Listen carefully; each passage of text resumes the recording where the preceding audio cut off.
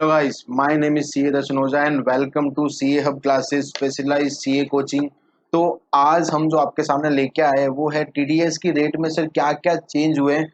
बहुत टाइम से बहुत 2 दिन से मेरे पास इंक्वायरीज आ रही थी कि सर कितने चेंज है, क्या रेट्स है टीडीएस की, और क्या ये जो चेंज फाइनेंस मिनिस्टर ने की है क्या ये परमानेंटली है या फिर सर टेम्परेली चेंज है। यस, तो इन सब का मैं आंसर आपको आज वीडियो में देने वाला हूँ। तो अभी पहला क्वेश्चन कि सर हम लोग पढ़ेंगे टीडीएस का रेट क्या होता है। तो टीडीएस अपने को मालूम है कि सर गवर्नमेंट ने सर्टेन ट्रांजेक्शन पे जो पेमेंट कर रहा है, जो बंदा पेमेंट कर रहा है उसको बोला है कि भाई तू ऐसा कर, जब भी पेमेंट करेगा सामने वाले को तो कुछ अमाउंट डिडक्ट करके मेरे को दे दे। उसको हम लोग क्या बोलते हैं, टीडीएस। क्या बोलते हैं उसको, टीडीएस। अभी सुनना है यहाँ पे, मैं आपको नॉर्मल सा एग्जांपल देता हूँ कि मैं अगर सीता को पेमेंट कर रहा हूँ कि भाई ये ले सीता 10,000 रुपया, तो अगर 10,000 में से मैं कुछ परसेंट टैक्स डिडक्ट कर देता हूँ, जैसे मैं एग्जांपल लेता हूँ 10%, तो 10,000 का 10% कितना हो गया सर 1,000। तो मैंने सीता को क्या बोला कि सीता ऐसा कर, तू 10,000 में से 1,000 मैंने डिडक्ट कर लिया है, तू ये 9,000 रुपया ले। क्या ले ले तू, 9,000 रुपया। तो सर सीता को क्या इम्पेक्ट हुआ या नहीं हुआ? यस, डेफिनेटली हुआ, क्योंकि सीता ये समझ के बैठी थी कि मेरे पास सर 10,000 रुपया आएगा, बट उसके पास कितना आया सर, उसके पास कितना आया 9,000 रुपया। तो वो 1,000 किसके पास गया सर, वो 1,000 गवर्नमेंट के पास गया। यस और नो? तो ये आपका टीडीएस का कॉन्सेप्ट रहता है, जहाँ पे पेयर पेई के बिहा पे यानी सामने वाले के बिहा पे कुछ अमाउंट डिडक्ट करके किसको दे देता है, गवर्नमेंट को दे देता है। ठीक है, इससे होता क्या है कि सर सीता ये समझ के बैठी थी कि यार मेरे को 10,000 मिलने वाला है, बट उसको कितना मिला, उसको मिला से कितना 9,000। कितना मिला 9,000। तो उससे क्या होता है कि सर उसका इन्वेस्टमेंट कम हो जाता है, उस क्योंकि अमाउंट कम मिला तो इन्वेस्ट भी वो कम करेगी। तो इसके लिए, और अपने को मालूम है कि सर ये जो चेंजेस टीडीएस के रेट के हुए ये किसके लिए हुए कि आज की डेट पे हम 4 से 5 महीने अप्रोक्सीमेट, अपने तो 3 महीने तो हो ही गए और मे बी एक्सटेंड होने वाला है, तो 3 महीने से हम लोग सर कोरोना पेंडेमिक के थ्रू चलते हम लोग क्या है सर लॉकडाउन हुए, और उसके रीजन से हर लोगों के पास सर अमाउंट, एक पैसे का फ्लो होता है वो कम हो गया है। तो उसको रोकने के लिए यानी वो फ्लो को बढ़ाने के लिए कि उन्होंने क्या किया गवर्नमेंट ने कि आप ऐसा कीजिए, 10% कट करते हो ना, आप 10% मत करिए, हम हर रेट के अंदर 25% रेट क्या कर रहे हैं, कम कर रहे हैं। जिससे क्या होगा, पेयर को भी पेमेंट ज्यादा करना पड़ेगा और पेई पेई के पास सर पेमेंट ज्यादा आएगा, तो उसका जो कैश क्राइसिस है, जो उसके क्रंच है, वो फाइनेंशियल क्रंच है, वो क्या हो जाएंगे, थोड़े से उसको सपोर्ट मिलेगा। तो वो रीजन से क्या किया उन्होंने, टीडीएस के रेट में थोड़ा सा रिडक्शन रिडक्शन कर दिया है कि हाँ इतना आप परसेंट कम करोगे तो भी चलेगा। और बता दूं आपको, ये चेंजेस परमानेंटली नहीं है, जब तक ये चेंजेस 31 मार्च 2021 तक है, और वो भी 14 मई से लेके 31 मार्च 2021 तक के जो भी ट्रांजेक्शन है उसके लिए ये क्या रहेंगे, एप्लीकेबल। यस, 14 मई से लेके 14 मई 2020 से लेके 31 मार्च 2021 तक के जितने भी ट्रांजेक्शन है उनके लिए टीडीएस के रेट्स क्या रहेंगे, एप्लीकेबल रहेंगे। तो हम लोग एक बार नजर डालते हैं कि सर टीडीएस के क्या क्या इंपॉर्टेंट आपके रेट है। ठीक है, चलिए यहाँ पे है इंपॉर्टेंट चीज, और यहाँ पे मैं सब सेक्शन की बात नहीं करूंगा, मैं वही पर्टिकुलर सेक्शन की बात करूंगा जो अपने नॉर्मल लेमैन, एक नॉर्मल यूज यानी रेगुलर यूज के लिए वो बंदा यूज कर रहा है। ठीक है, यस, जिसके लिए वो रेगुलर रेट्स क्या होते हैं, यूज होते हैं। ठीक है, जैसे मैं आपको बता दूं कि सैलरीज के रेट पे कोई भी चेंज नहीं है, सैलरीज के रेट में कोई भी चेंज नहीं है। जो पहले नॉर्मल स्लैब रेट था वो स्लैब रेट के हिसाब से आपका सैलरी का टीडीएस डिडक्ट होगा। 192 है, अगर आप कोई भी प्रोविडेंट फंड का आरपीएफ का प्री मैच्योर विड्रॉल करवाते हो या यस, तो पहले कितना था सर 10%, उसका अभी भी कितना 10%, उसमें कोई भी चेंज किया हुआ नहीं है। अभी आते हैं 194 है, किसकी बात कर रहे हैं, 194 है। अगर मेरे को कोई भी इंटरेस्ट क्या मिलता है, कोई भी इंटरेस्ट मिल रहा है बैंक से, बोल दो आप, यहाँ पे लिखा हुआ banking company, cooperative society, engage in banking, post office, उनसे मिल रहा है, तो सर 13 मई तक कितना था 10%, और उसके बाद में कितना है 7.5%। कितना है 7.5, यानी जब भी बैंक 14 मई के बाद का जो भी आपको इंटरेस्ट पे करेगी तो 10% नहीं काटेगी, कितना डिडक्ट करेगी 7.5%। यस, और कब भी टीडीएस डिडक्ट होगा जब 50,000 से ज्यादा का आपका पेमेंट रहेगा।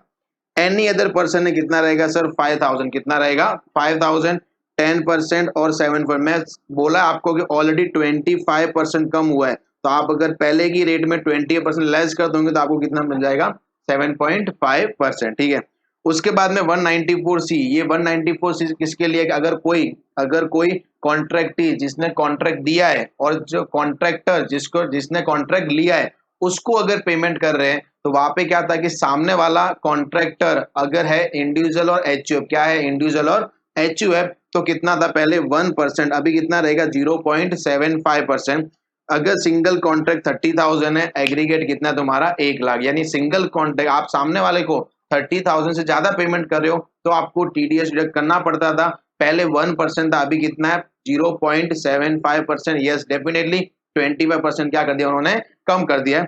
उसके बाद में आता है कि एग्रीगेट पूरे साल में अगर आपने 1 लाख किया तो आपको टीडीएस डिडक्ट करना पड़ता था।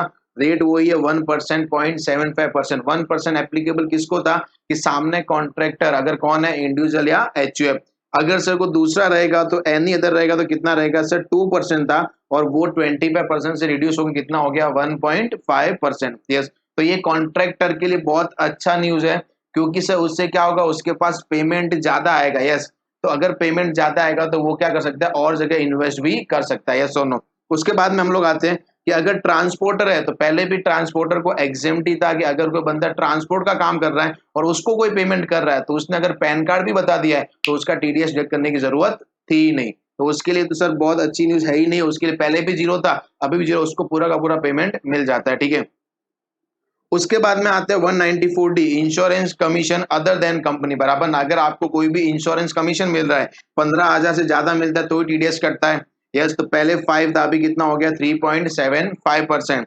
इंश्योरेंस कमीशन कंपनी को मिलता है तो सर पहले कितना था 10%, अभी कितना हो गया 7.5%।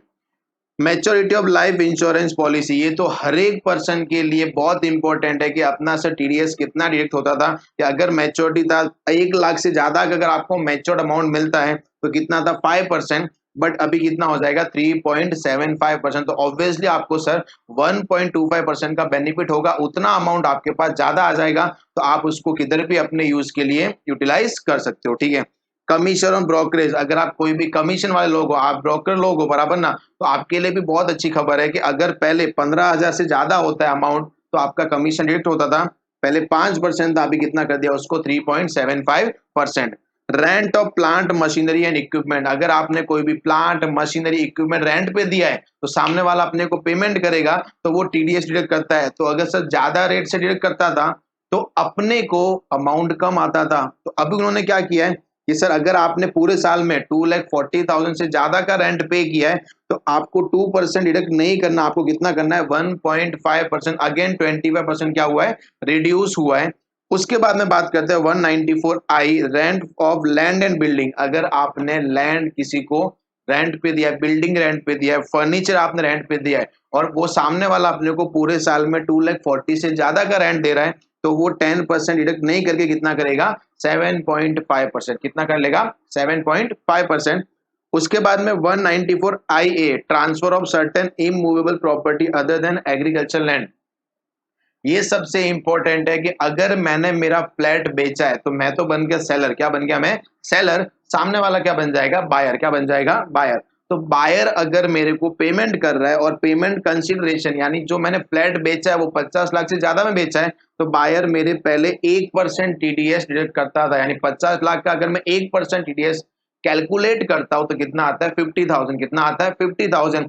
बट अभी उसको कितना करना पड़ेगा 0.75%। तो ऑब्वियसली सर यहाँ पे बेनिफिट हुआ है अपने को, यानी यहाँ पे सर वो टीडीएस कम डिडक्ट करेगा और अपने को पैसा ज्यादा मिलेगा। ठीक है, उसके बाद में आते हैं रेंट बाय इंडिविजुअल एचयूएफ, अगर कोई भी इंडिविजुअल एचयूएफ रेंट पे कर रहा है और 1 महीने में 50,000 से ज्यादा का रेंट पे कर रहा है तो पहले 5% था, अभी कितना हो गया 3.75%। ठीक है, तो ये बहुत अच्छी खबर है, ताकि क्या होगा सर अपने पास पैसा कम डिडक्ट करना पड़ेगा और सामने वाले को अमाउंट क्या हो जाएगा पेई को ज्यादा मिल जाएगा।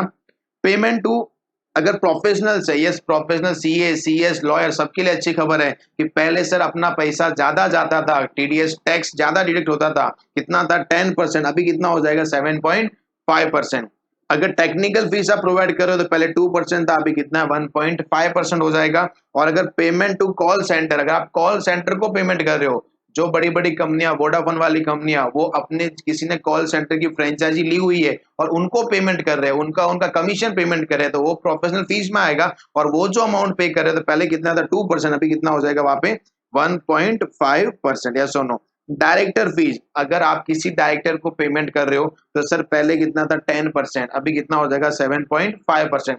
तो ये जो सर टीडीएस की मैं जो सेक्शन बोले हैं, ये जो आपको समझा है, ये रेगुलर यूज में आने वाली सेक्शन है। तो आप अगर इसको अच्छे से रख लोगे, अच्छे से संभाल के आप पढ़ लोगे, तो आपके लिए बहुत ही अच्छा है। आपको एक नॉर्मल कॉमन सेंस क्रिएट होता है इससे, और मालूम पड़ता है कि सर अपने इनकम पे कितना इफेक्ट आने वाला है, अपने इनकम पे कितना इफेक्ट आने वाला है। ठीक है, तो होप सो मैंने यही ट्राई किया कि ये वीडियो में आपको समझे कि टीडीएस क्या होता है। तो सर टीडीएस पेयर होता है जो डिडक्ट करता है, और पेई के पास अमाउंट जाता है बचा हुआ। ठीक है, तो सर क्या चेंजेस थे, तो हमने यहाँ पे पूरे जो सेक्शन, नॉर्मल सेक्शन, जो ये एक बोलते हैं ना कि एक नॉर्मल पर्सन को, जो बंदा इनकम जनरेट कर रहा है, जो बंदा इनकम अर्न कर रहा है, उसके लिए जानना बहुत जरूरी है कि टीडीएस की रेट क्या है और क्या रिड्यूस हो गई है, और जिससे मेरे इनकम पे क्या इम्पैक्ट आने वाला है। ठीक है, तो ऑब्वियसली इनकम पे क्या इम्पैक्ट आएगा सर, आपका अमाउंट ज्यादा आएगा, क्योंकि पहले लोग हायर रेट पे टीडीएस डिडक्ट करते थे, अभी क्या कर दिया उन्होंने, रेट को कम कर दिया। ठीक है, यस। तो अगर आप देखते हो यहाँ पे, तो मैं आपको वापस समझा देता हूँ कि सर टीडीएस इफेक्टिव रेट 13 मई तक तो ये वाली थी, पुरानी वाली। 14 मई से लेके 31 मार्च 21 तक ही ये टीडीएस की नई रेट आप यूज काम में लाओगे। और जैसे 31 मार्च 2021 हो जाएगा, तो मे बी गवर्नमेंट अगर या तो सेम रेट कंटिन्यू करवा सकती है, या फिर वही बोलेगी कि जो पुरानी रेट है वही आपके लिए क्या हो जाएगी, वापस से एप्लीकेबल, वापस से क्या हो जाएगी, एप्लीकेबल। ठीक है, यस। तो ये मैंने एक ट्राई किया कि ताकि आप लोगों तक जो भी इंपॉर्टेंट फाइनेंस नोटिफिकेशन है वो आप लोगों तक मैं पहुंचाता रहूं। तो होप सो अगर आपको ये वीडियो अच्छा लगा है कि आपको कि यार ये यूजफुल वीडियो था, तो आप इसको ज्यादा से ज्यादा सब्सक्राइब कीजिए, ज्यादा से ज्यादा इसको शेयर कीजिए, और ट्राई कीजिए कि हर एक पर्सन जो इनकम जनरेट करता है, हर एक पर्सन जिसका टीडीएस उसकी लाइफ में इंपैक्ट करता है, तो उसके पास ये वीडियो पूरा पहुंच जाए, जिससे उसको भी कुछ ना कुछ बेनिफिट मिल जाएगा। तो आपका एक शेयर किसी को मोस्ट इंफॉर्मेटिव इंफॉर्मेशन पहुंचा सकता है। तब thank you so much for watching this video. मिलेंगे नेक्स्ट वीडियो में और किसी फाइनेंशियल टॉपिक के साथ, या और किसी फाइनेंशियल चेंज के साथ। ठीक है, तब तक के लिए स्टे सेफ, स्टे होम, और कीप लर्निंग विद सी। ठीक है, thank you so much guys for watching this video.